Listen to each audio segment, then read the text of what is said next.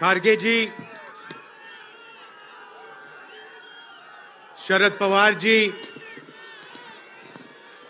Uddhav Thackeray ji, Stalin जी, चंपाई सोरेन जी, कल्पना सोरेन जी, तेजस्वी यादव जी, फरूक अब्दुल्ला जी, प्रकाश अंबेडकर जी, महबूबा मुफ्ती जी, दीपंकर भट्टाचार्य जी, सैयद सादिक अली शेहब दंगल जी, stage पे India alliance के वरिष्ठ नेता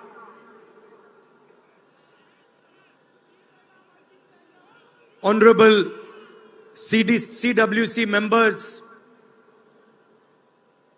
कांग्रेस और गठबंधन के प्यारे कार्यकर्ता, भाइयों और बहनों, देशवासियों, आप सबका यहां बहुत बहुत स्वागत।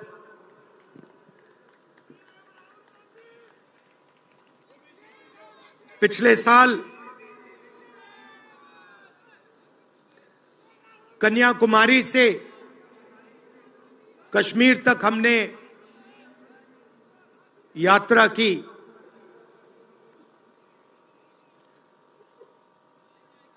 यात्रा करनी पड़ी। अगर मैं अपने आप से पूछता 2004 में, 2010 में, 2014 में कि मुझे 4000 किलोमीटर कन्याकुमारी से कश्मीर चलना पड़ेगा, मैं ऐसी बात सोच भी नहीं सकता था।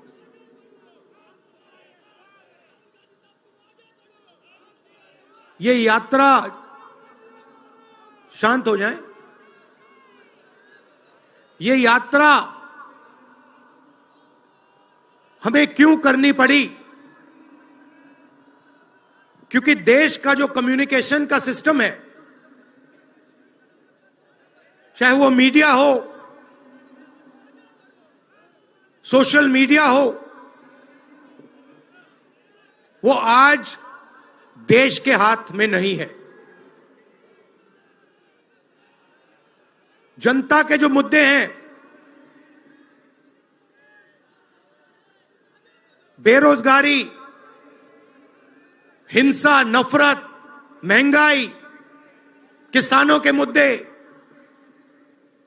अग्निवीर के मुद्दे, जवानों के मुद्दे,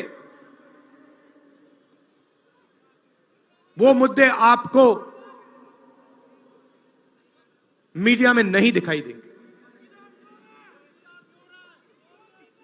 तो हमने ये यात्रा करनी पड़ी क्योंकि और कोई चारा नहीं था। देश के ध्यान को पकड़ने के लिए विपक्ष को 4000 किलोमीटर, और सिर्फ राहुल गांधी नहीं चला, यह गलतफहमी में मत रहिए कि ये राहुल गांधी चला है। सब पार्टियों के, सब विपक्ष के पार्टियों के लोग चले, सब नेता आए, हिंदुस्तान का पूरा विपक्ष इन यात्राओं में शामिल हुआ। शरद पवार जी आए, उद्धव जी आए, तेजस्वी आए।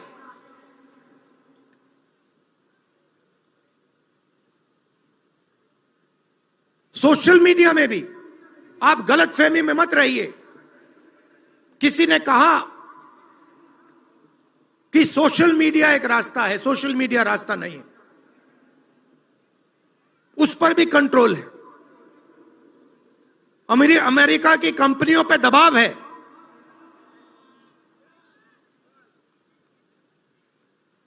तो काफी डिस्कशन होता है कि हम बीजेपी से लड़ रहे हैं।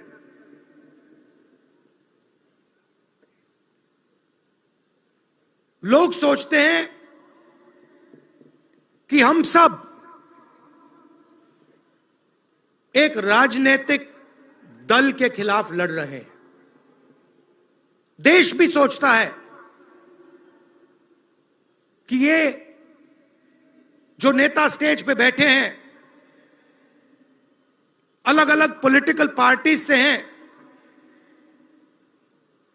ये एक राजनीतिक पार्टी से लड़ रहे हैं। ये सच नहीं है, ये गलत है।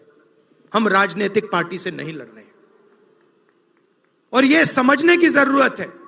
हिंदुस्तान के युवाओं को यह बात समझनी होगी।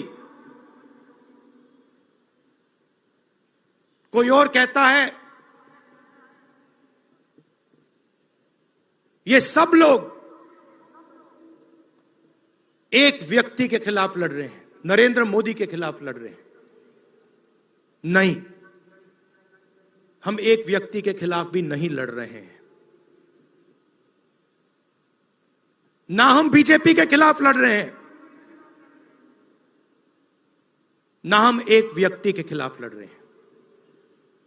एक व्यक्ति को चेहरा बनाकर ऊपर डाल रखा है।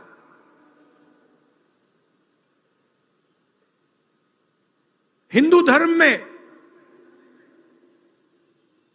शक्ति शब्द होता है। हम शक्ति से लड़ रहे हैं, एक शक्ति से लड़ रहे हैं। अब सवाल उठता है वो शक्ति क्या है? जैसे किसी ने यहां कहा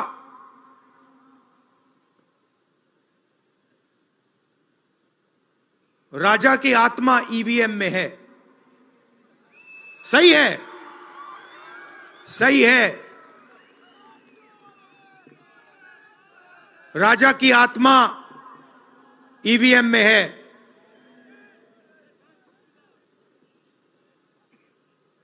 हिंदुस्तान की हर संस्था में है, ईडी में है, सीबीआई में है, इनकम टैक्स डिपार्टमेंट में है। एक वरिष्ठ नेता, नाम नहीं लेना चाहता हूं, इसी प्रदेश के एक वरिष्ठ नेता कांग्रेस पार्टी को छोड़ते हैं और रो के कहते हैं, मेरी मां से रो के कहते हैं कि सोनिया जी मुझे शर्म आ रही है, मेरे में इन लोगों से, इस शक्ति से लड़ने की हिम्मत नहीं है, मैं जेल नहीं जाना चाहता हूं। और ये एक नहीं है, ऐसे हजारों लोग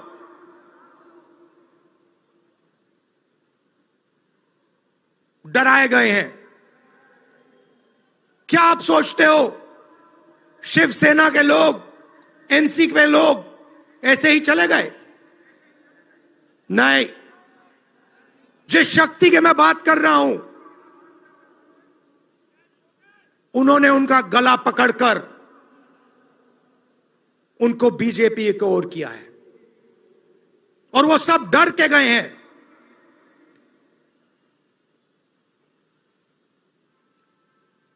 चार 4,000 किलोमीटर चला, उसके बाद 6,000 किलोमीटर मणिपुर से महाराष्ट्र, मुंबई, धारावी।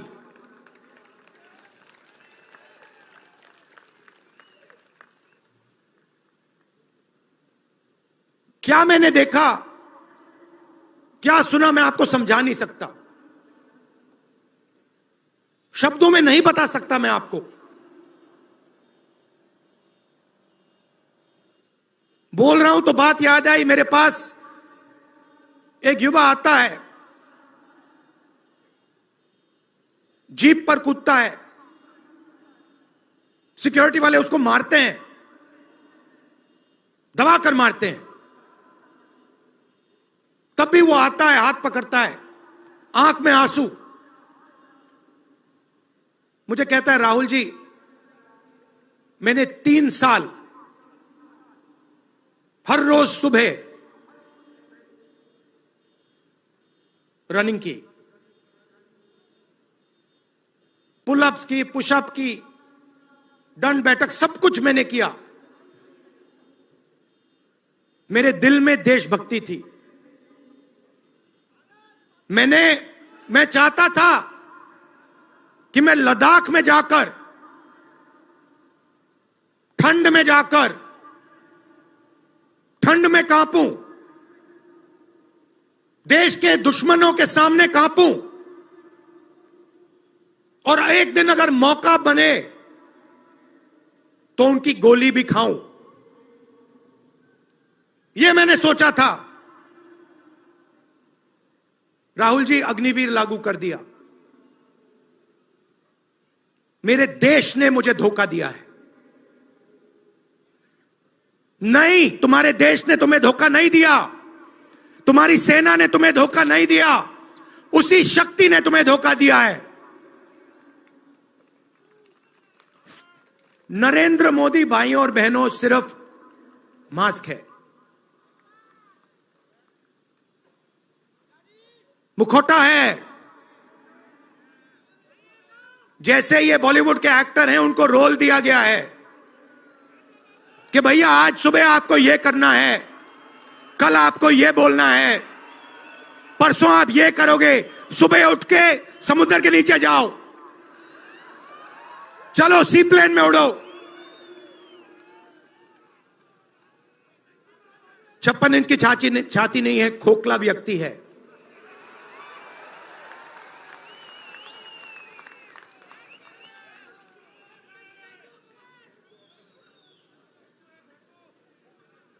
धारावी को देखिए आप। मुझसे पूछा गया कि ये जो यात्रा होगी कहां से कहां होगी। मैंने सोचा, एक बात क्लियर थी, मणिपुर से शुरू होगी। क्यों? वहां पे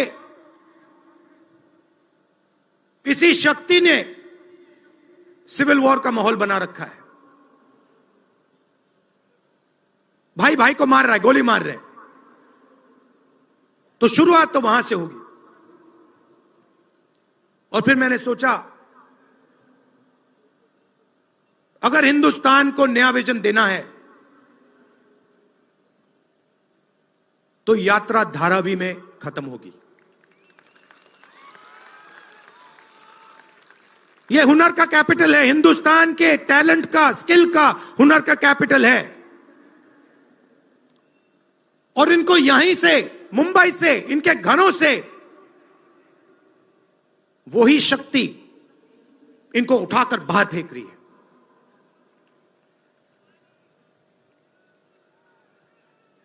एक साथ मिलकर वही शक्ति इन लोगों की जिंदगी बर्बाद करने में लगी हुई है। मैं आपको इस स्टेज से बता रहा हूं, चाइना में एक शहर है, उसका नाम शेंजन है। सच्चा मुकाबला उस शहर से है जो आपको मीडिया में कभी कोई नहीं बताएगा। धारावी शेंजन का मुकाबला कर सकता है। बैंक के दरवाजे इन बच्चों के लिए खोलो, इन बच्चों को सरकार की मदद करो, और फिर देखो ये शेंजन का क्या करते हैं। उठा के परे कर देंगे शेंजन को ये लोग। Made in Mumbai, made in Dharavi, made in China को उड़ा के हटा देगा, परे कर देगा। मगर नहीं, 22 लोग हैं यहां पे, 22 लोगों के पास उतना ही धन है जितना हिंदुस्तान के 70 करोड़ लोगों के पास है।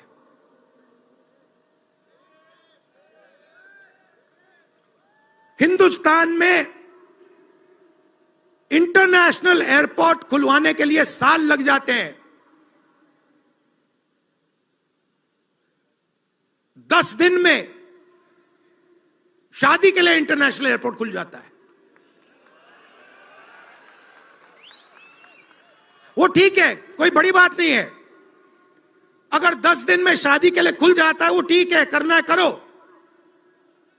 मगर बाकी हिंदुस्तान में भी तो खोलो, बाकी प्रदेशों में खोलो। इन्होंने क्या गलती की है?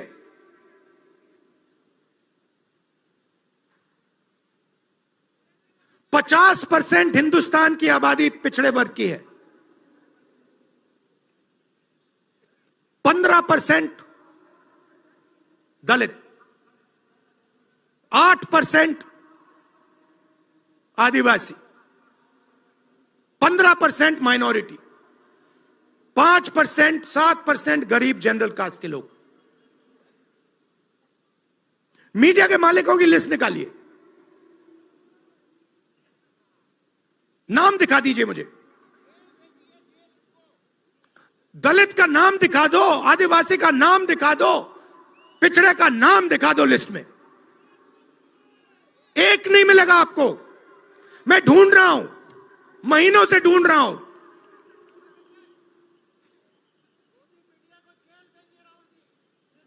इनकी गलती नहीं है बेचारों की।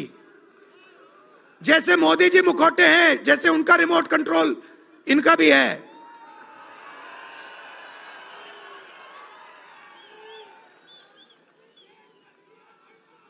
मीडिया में कोई नहीं। हिंदुस्तान की सबसे 200 बड़ी कंपनियों की लिस्ट निकालिए, मालिकों की लिस्ट निकालिए। गरीब जनरल कास्ट का व्यक्ति का नाम बता दो मुझे, दलित का, पिछड़े का, किसी भी गरीब व्यक्ति का नाम बता दो, किसी भी पिछड़े का नाम बता दो 200 कंपनियों के मालिक की लिस्ट में। नहीं मिलेगा। 90 अफसर इस देश को चलाते हैं। मैंने सिस्टम अंदर से देखा है, मैं समझता हूं सिस्टम को, इसलिए मोदी जी मुझसे डरते हैं। सब कुछ देखा है मैंने, सब समझता हूं। मैं अंदर बैठता था उसमें, सालों में अंदर बैठा हूं। कोई नहीं छुप सकता मुझसे, और मुझे दबा भी नहीं सकते हैं। मोदी जी को दबा सकते हैं तो 90 लोग हैं, उसमें 3 पिछड़े हैं, 3 दलित, 1 आदिवासी। फर्स्ट जनरेशन गरीब जनरल कास्ट का मुझे दिखा दो, उसमें 1 नहीं मिलेगा। बजट में 100 रुपए खर्च होते हैं,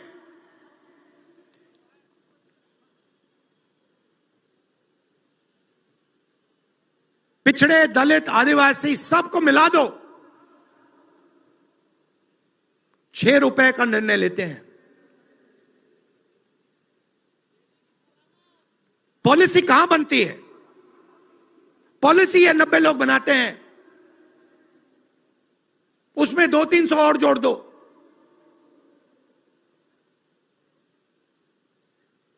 उसमें 50-60 अरबपति जोड़ दो।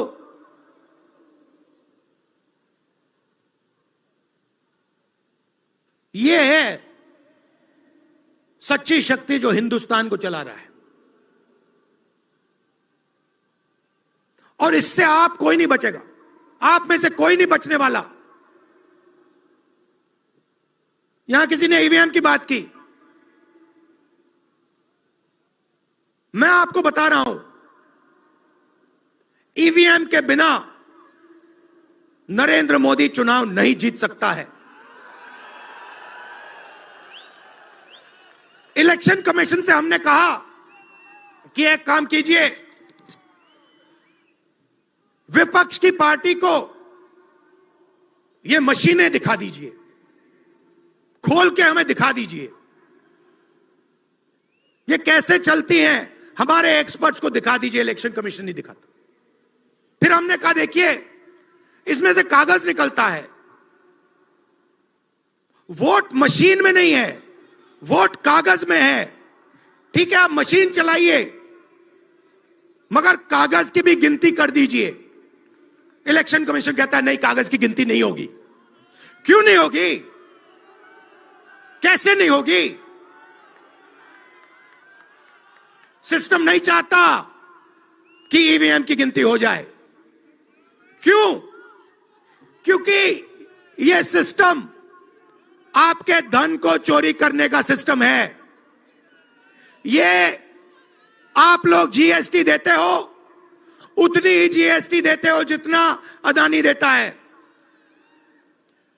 18% शर्ट पे देते हो, उतनी वो देता है। उसकी आमदनी लाखों करोड़ रुपए, आपकी 50,000 रुपए। और फिर देखो पैसा कहां जाता है।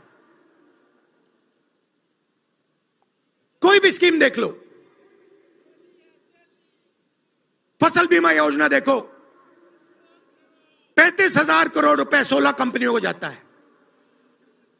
उसमें आपको एक दलित नहीं मिलेगा, एक पिछड़ा नहीं मिलेगा, एक गरीब नहीं मिलेगा। कानून ये 90 लोग बनाते हैं।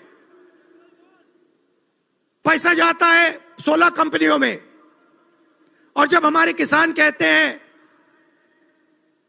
ओला गिर गया, बारिश हो गई, बर्बाद हो गए, वो कहते हैं भैया नहीं, तुम्हें मुआवजा नहीं मिलेगा। ये तुम्हारा है ही नहीं, तुम्हें कैसे मिलेगा? मर जाओ जाके। नरेंद्र मोदी जी का काम आपके ध्यान को भटकाने का है।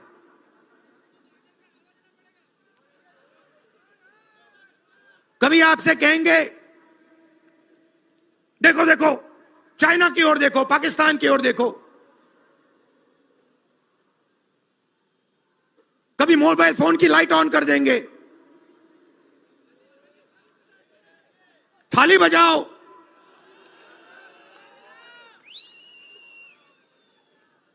कभी कहेंगे देखो मेरा अपमान कर दिया, जैसे अभी किसी ने उनकी पत्नी के बारे में बोला, अब कहेंगे देखो मेरा अपमान कर दिया। ध्यान भटकाने के लिए। अब देखना होगा।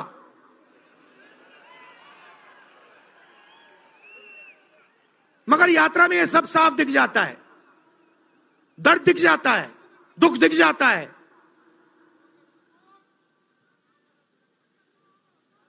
चालीस साल से सबसे ज्यादा बेरोजगारी हिंदुस्तान में आज है। मीडिया में आपको एक मिनट के लिए नहीं दिखता।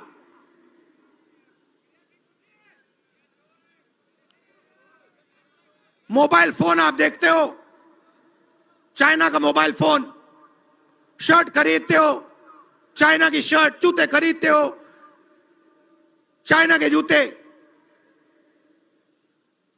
चाइना के युवा को फायदा हो रहा है। और किसको फायदा हो रहा है? और किसको फायदा हो रहा है? यह आपने कभी पूछा अपने आप से? जब चाइना का यहां माल बिकता है, सिर्फ चाइना को फायदा नहीं होता, हिंदुस्तान के अरबपतियों को भी फायदा होता है भाई और बहनों। इसलिए धारावी को कभी उठने नहीं देंगे। इसलिए धारावी को यह सरकार कभी सपोर्ट नहीं दे सकती।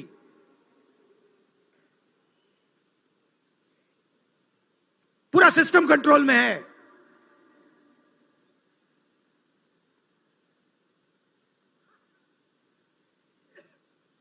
जब इनकी पहले सरकार आई, मैं आपको दिल की बात बताता हूं, पहले इनकी सरकार आई, अरुण जेटली मेरे पास आते हैं, कमरे में बैठते हैं और मुझे कहते हैं राहुल, ये जो लैंड एक्विजिशन का मामला है,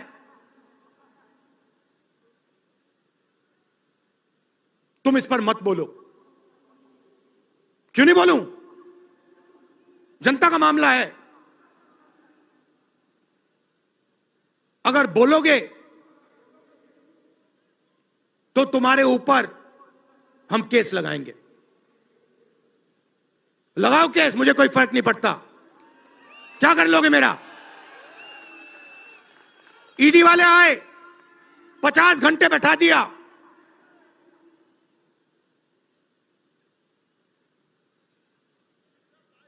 अंत में पता है क्या बोलता है ईडी का अफसर? मुझे पता है क्या बोलता है? कहता है राहुल जी,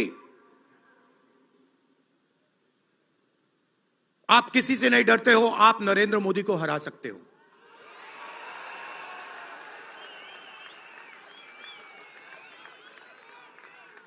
ईडी का अफसर बोलता है मुझे।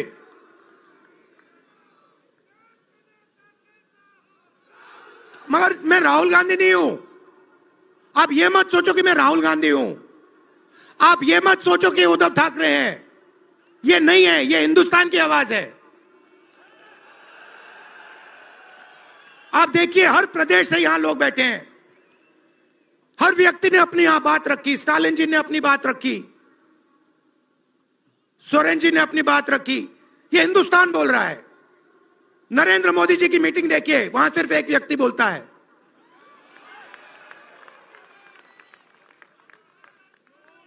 गडकरी जी परे हो जाते हैं, माला के बाहर निकाल देते हैं उनको। इसलिए हमने इसको इंडिया गठबंधन नाम दिया है। ये हिंदुस्तान की रक्षा कर रहा है। ये सब लोग डरे नहीं हैं।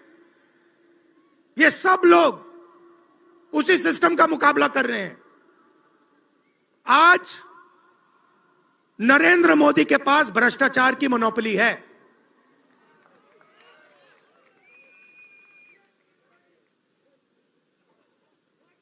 इलेक्टोरल बॉन्ड्स का सिस्टम निकाला। मैं आपको समझाता हूं। यहां पे जो छोटे छोटे सड़कों पे ना एक्सटॉर्शन चलता है, हफ्तेबाजी चलती है ना, वो नेशनल लेवल पे कर रहे हैं ये लोग। मैं बता देता हूं, 4 तरीके की हो रही है। एक, पहले ये कॉन्ट्रैक्ट देते हैं, सरकार कॉन्ट्रैक्ट देगी और सीधा परसेंटेज लेगी। इलेक्टोरल बॉन्ड देख लीजिए, उसमें साफ है। कंपनी को कॉन्ट्रैक्ट मिलता है, उसके एकदम बाद वो बीजेपी को हफ्ता देना शुरू कर देती है। दूसरा, सीधा एक्सटॉर्शन। ईडी सीबीआई भेज देंगे। जैसे यहां पे मुंबई का एयरपोर्ट इनको चाहिए था, ईडी सीबीआई भेजी, एयरपोर्ट किसी और को पकड़ा दिया। सीधा एक्सटॉर्शन। तीसरा, शेल कंपनी। जैसे यहां भी किसी ने कहा, अंबेडकर जी ने कहा, कंपनी की प्रॉफिट ही नहीं है और उससे ज्यादा पैसा वो बीजेपी को दे रही है। और चौथा, कॉन्ट्रैक्ट देने के पहले पैसा दो, कॉन्ट्रैक्ट लो। देखिए, मैं आपको एक बात कहता हूं, यहां मुंबई में किसी भी गुंडे को आप सीबीआई, ईडी और इनकम टैक्स पकड़ा दो, ठीक है? वो हो रहा है, वो ही हो रहा है। एक व्यक्ति ने इनको पकड़ रखा है, उनके पीछे एक और शक्ति है, वो कह रही है भैया आप देखो, हमें ये एयरपोर्ट चाहिए। आपका एयरपोर्ट मुंबई का एयरपोर्ट है ना, आपने तो देखा। सीबीआई की इंक्वायरी हुई और उसके एकदम बाद मुंबई एयरपोर्ट अदानी जी को मिल गया। तो मैं आपसे कह रहा हूं कि इससे आपका नुकसान हो रहा है। नोटबंदी की, जीएसटी लागू की, जो हिंदुस्तान का रोजगार का सिस्टम था उसको खत्म कर दिया। चाहते हैं कि यहां सिर्फ 20-25 कंपनियों का राज हो। चाहते हैं कि ये जब छोटा धंधा चलाते हैं, सब्जी बेचते हैं, छोटे छोटे दुकानें चलाते हैं, चाहते हैं ये सब खत्म हो जाए।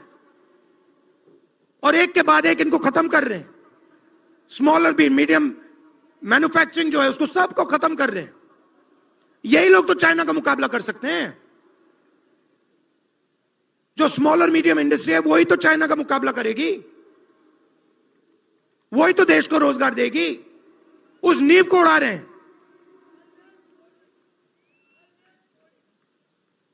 और आपको खड़ा होना पड़ेगा। आपके बिना काम नहीं बनने वाला। आप हो भारत माता, आप सब भारत माता हो, और आपकी जिम्मेदारी बनती है, हमारी जिम्मेदारी है, मगर देश के युवाओं की भी जिम्मेदारी बनती है।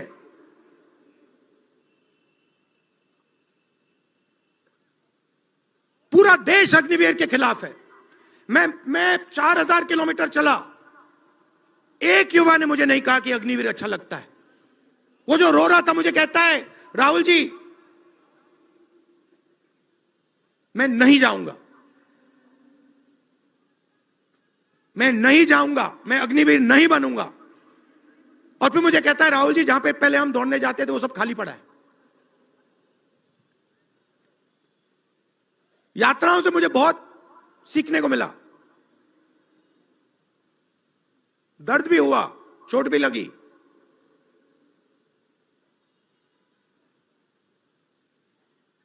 मगर जो प्यार मिला, दिल से जो प्यार मिला,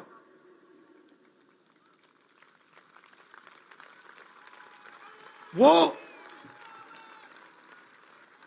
उसका कोई मुकाबला ही नहीं है। मैं बता ही नहीं, समझा नहीं सकता आपको।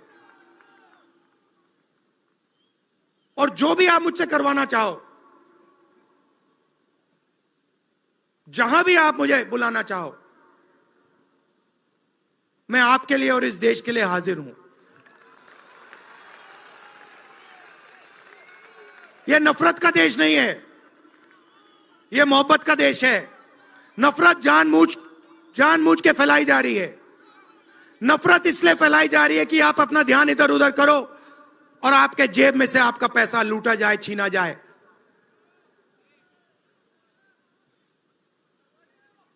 तो नफरत को नहीं फैलने दो। जैसे यात्रा से मैसेज निकला, हिंदुस्तान के दिल से मैसेज निकला, नफरत के बाजार में मोहब्बत की दुकान खोलो। ये हमारे सब महापुरुषों ने कहा है। गांधी जी ने कहा, बुद्ध भगवान ने कहा, राम जी ने कहा, यही कहा। अगर राम का, बुद्धा का एक ही मैसेज है, नफरत के बाजार में मोहब्बत की दुकान खोलो। धन्यवाद। धन्यवाद।